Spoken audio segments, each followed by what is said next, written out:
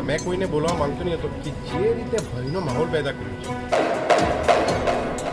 મુદ્દાઓનો ભંડાર છે, મોટો ટોપલો છે.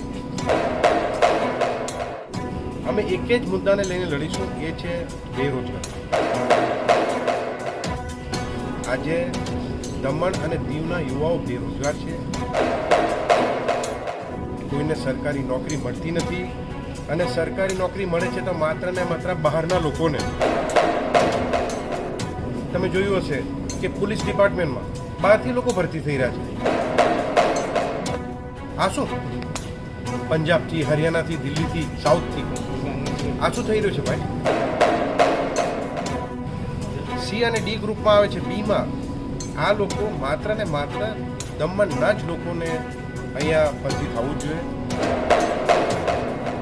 કોઈ બી વેકેન્સી આવે તો વેકેન્સીમાં દમણના લોકો ભરતી થાય, પણ શા માટે હમણાં નથી થતા? કારણ કે સી અને ડી ગ્રુપ જે ડોમિસાઇલ હતું એને આ લોકો કાઢી નાખ્યું અને ઓપન ઇન્ટરવ્યૂ કરી નાખ્યું. તો ડોમિસાઇલ લાવવામાં અમે બહુ મહેનત કરી હતી, અને આ કોંગ્રેસ પાર્ટીનું દેન હતું. જે તે સમયે કોંગ્રેસ પાર્ટી સી અને ડી ગ્રુપમાં ડોમિસાઇલ લાવી હતી. ડોમિસાઇલના 20-25માં કાઉન્ટ કરતા હતા. જે તે સમયે માત્ર ફક્ત આપણા દમણ દીવનો જ યુવા અને આપણી બહેનો અહીંયા ભરતી થતા કે લોકોને ઘરબાર વગર કરી રહ્યા છે.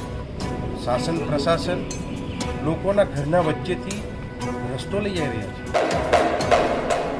નવું રિજનલ પ્લાનિંગ મેપ આવ્યું, એ મેપમાં નવા રોડ કાઢ્યા, એ રોડ ઘરના વચ્ચેથી. આજે લોકોએ આટલી મહેનતથી ઘર બનાવ્યા, અને ઘર અમે કોઈ ગામડામાં ઘર હાઉસ નંબર કોણ આપે ભાઈ? પંચાયત આપે, મ્યુનિસિપાલિટી આપે. તમે ટાઉન પ્લાનિંગ ક્યાંથી લાવ્યા ગામમાં? કોઈ ગામમાં કોઈ એને કેવું કરાવતી ને તો આપણે નાનો ટુકડો હોય એગ્રીકલ્ચર, તો આપણે ફાર્મ હાઉસ બતાવીને આપણે ઘર નંબર લઈને ઘર બનાવતા. પણ આ નવા કાયદા રોજ લાવે છે, તો એને નેસ્ત નાબૂદ કરવાની જરૂર છે.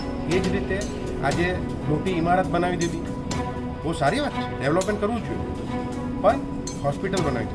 હોસ્પિટલમાં શા માટે લોકો પાસે પૈસા લઈ રહ્યા છે ભાઈ? તો આ બધા મુદ્દાઓ છે, અને આ બધા મુદ્દાઓ લઈને જશું. દીવમાં ઘણી બધી સમસ્યાઓ છે. આ બધા મુદ્દાઓ વિજય રેલી નીકળી હોય એ પ્રકારના માહોલ સાથે વાંચતે ગાજતે ભારતીય જનતા પાર્ટીનો ઉમેદવાર શ્રી લાલુભાઈ પટેલની ઉમેદવારી થઈ છે. 9,000 વોટ કરતાં પણ તમે જે જીત હાંસિલ કરી હતી, આ વખતે ત્રિપાઠીય જંગમાં તમને શું લાગેલું છે? કેટલા વધારે પાર્ટી તમે? અમે સારા વોટ જીતે છે, સારી મેળવી છે, સારો છે. ડોર ટુ ડોર દમણમાં જ પતી ગયું. અત્યારે બિલ્ડિંગોમાં મોહલ્લામાં મિટિંગ ચાલુ છે. અમારે આ બધે ભાઈ જીત જવાનું છે. दिल लोग बहुत अच्छे लिए मिलेगी, और हमारी सीट आराम से दमन डे के और सेल्स के दोनों सीट निकलेगी. तीन उम्मीदवार हैं, क्या कहना चाहेंगे? तीन उम्मीदवार के सामने आप कैसे जीत हासिल करोगे? हमारी तो जीत पक्की है, और लेकिन ज़्यादा हार्दिक से जीतने की कोशिश करेंगे. प्रधानमंत्री मोदी जी के हमारा सहयोग है, उसका साथ है, उसका आशीर्वाद है. मुख्यमंत्री व्यापारी जी, संगठन, युवान भाई बहनों, माताओं, सब बीजेपी से. જે અમારા માટે વિશેષ ચૂંટણી છે, કેમ કે અમારા દમણદેવ માટે કદાચ લાસ્ટ ચૂંટણી પણ બની શકે, કેમ કે હવે જે નવું પરિસીમન આવવાનું છે એ 2026માં જે લાગુ થશે, તેમાં કદાચ દમણદેવ અને દાદરાનગર હવેલી મર્જર થયા બાદ સીટ એક જ પણ થઈ. એકચ્યુઅલમાં મુદ્દા તો ખૂબ જ વધારે છે, પણ દમણદેવનો મુખ્ય મુદ્દો એ છે કે દમણદેવમાં હિટલરશાહી ચાલી રહી છે. દમણદેવમાં અરાજકતાનો માહોલ છે. દમણદેવમાં તાનાશાહી ચરમ પર છે. એટલે દમણદેવમાં હિટલરશાહી નાબૂદ કરી, તાનાશાહી નાબૂદ કરીને લોકતંત્ર પ્રણાલી અને લોકશાહી સ્થાપિત કરવાનો મારો મુખ્ય મુદ્દો છે. વાત તમને કહું, ભારતીય જનતા પાર્ટીના ઉમેદવાર 15 વર્ષથી આજે જ્યારે અવિરત સાંસદ તરીકે એમને મોકો મળ્યો હતો, તેમણે પ્રજાને ખૂબ જ દુઃખ આપ્યું છે. કામ જવા દો, એમણે વિકાસ કરતા વિનાશના કામમાં વધારે કામ કર્યા છે. લોકોના ઘરો, મકાનો, દુકાનો તોડાઈ નાખ્યા, લોકોના રોજગાર છીનવાઈ ગયા. આજે તમે જુઓ પ્રદેશની હાલત દયનીય છે.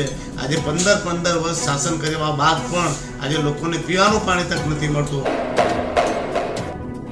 સાંસદ ખુદ કહે છે કે દમણદીવ તો રાઈના દાણા જેવડું છે, અને રાઈના દાણા જેટલા પ્રદેશમાં 70% લોકોને પાણી પીવાનું મળતું નથી. આજે લોકોના ઘરના પાસેના રસ્તાઓ તો તમે જુઓ, હાઉસ ટેક્સ કેટલા વધી ગયા છે. આજે બાળકોને નોકરી નથી મળતી. નોકરી મળવાની તો વાત છોડો, સરકારી ઓફિસોમાં કામ કરતા કર્મચારી બિચારા જે અમારા દીકરાઓ હતા તેને બી કાઢી મૂકવામાં આવે છે. તો આજે પ્રદેશની હાલત વધતી બદતર છે, અને 15 વર્ષમાં સાંસદજીએ એક પણ કામ એવું નથી કર્યું કે જેને વખાણવા લાયક હોય. એટલે તો સાંસદજી આજે ચૂંટણીમાં તમે જાઓ મારા પ્રદેશમાં, સાંસદજી પોતાના નામે વોટ નથી માંગતા, તેઓ મોદીજીના નામે વોટ માંગે છે. જો અમારા દમણદેવમાં એક પ્રથા ચાલે છે, વોટ વેચાય છે અને તેના બદલામાં નોટ અપાય છે. અને જ્યારે ચૂંટણી પતી જાય પછી જ્યારે લોકોને સમસ્યા આવે ત્યારે નેતા હંમેશા કહે છે કે અમે તો તમારો વોટ વેચાતો લીધેલો છે. અને પહેલા આપણા જમાનામાં પહેલે હતું કે ભાઈ આપણે લોક ભાગીદારીથી કામ કરવાનું, અને ત્યારે પણ ચૂંટણીઓ માટે લોકો લોક ભાગીદારીથી પૈસા લેતા, જેથી ત્યાંની ચૂંટણી લોકોની સેવા માટે હતી. અને આજની ચૂંટણી પૈસા આપીને વોટ ખરીદી રહ્યા છે એટલે મેવા માટે બની ગઈ છે. તો મેં ફરી પેલી જૂની પ્રથા શરૂ કરી છે લોક ભાગીદારીની, અને લોકોનો ઋણ લઈ રહ્યો છું, હું કરજદાર બની રહ્યો છું, જેથી ચૂંટણી જીત્યા બાદ કહેવાય છે કે માથા પર સત્તા સાથે શેતાન ચડે. તો મારા માથા ઉપર કોઈ પણ દિવસ કે કોઈ પણ સમયે કોઈ પણ કાળે સત્તા સાથે શેતાન ન ચડે. અને મને હંમેશા યાદ રહે કે આ જે પૈસા છે એ લોકોનો પસીનાના પૈસા છે અને લોકોની મહેનતના પૈસા છે, જેથી મારે એમના ઋણમાંથી મુક્ત થવાનું છે અને 5 વર્ષ સુધી એમનો કરજદાર બનીને એમનો ઋણ કરવાનો પ્રયાસ છે. લાલુભાઈના ઘરે જાઓ, 10-15 કાર હશે. આજે એમના પાસે બુલેટ પ્રૂફ કાર છે. તો એ હાથીના દાંત દેખાડવાના અને ચાવવાના વાત અલગ અલગ હોય છે,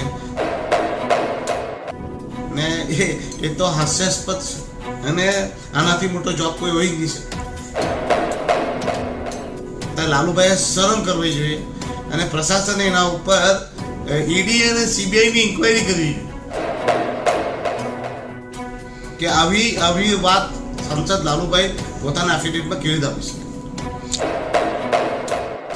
એ તો પ્રશાસન દ્વારા મને હેરાનગતિ તો છે જ, કારણ કે અહીંયા તો ખાલી પ્રશાસન છે જે ભારતીય જનતા પાર્ટીના તાબેમાં બેસીને એમના ભાજપને જીતાડવા માટે મહેનત કરી રહ્યા છે. તો હું